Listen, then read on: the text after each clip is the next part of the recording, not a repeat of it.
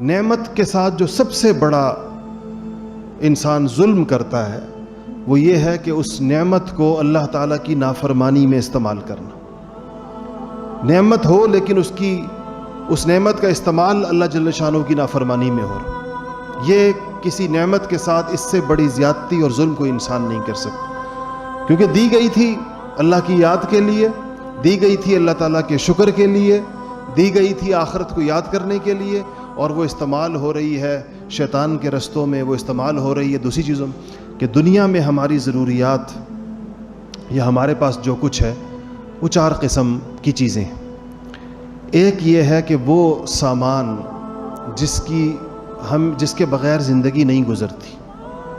ضرورت کا وہ درجہ جس کے بغیر زندگی گزرنا ناممکن ہو، جیسے کھانا پینا ہے، پہننا اوڑھنا ہے، ایک انسان کی ضروریات تو انسان پہ واجب ہے، فرض ہے اس کے اوپر۔ دوسرا درجہ یہ ہے کہ ضرورت سے آگے بڑھ کر راحت کا درجہ جس کو کہتے ہیں، مثلا انسان کو اس سے آرام اور راحت ملتی ہو، جیسے پنکھے کی ہوا ہے،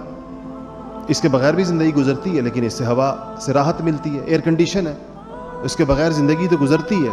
مگر اس سے راحت انسان کو زیادہ ملتی ہے، وہ بھی جائز ہے انسان کے لیے۔ تیسرا درجہ ہے کہ جس کا تعلق راحت سے تو نہ ہو،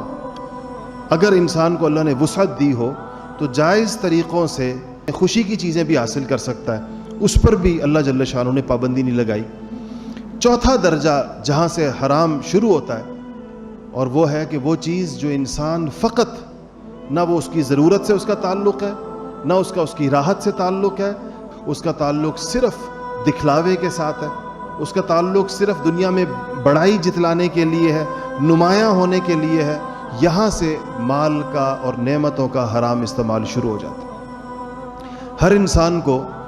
اپنے پاس موجود چیزوں کا، اپنے پاس موجود نعمتوں کا یہ حساب کتاب ضرور کرنا چاہیے کہ یہ کس کیٹیگری میں فال کرتی ہیں، یہ کس قسم کی نعمتیں ہیں جو اللہ نے مجھے دی ہیں، میں کس استعمال میں ہیں، کس مقصد میں۔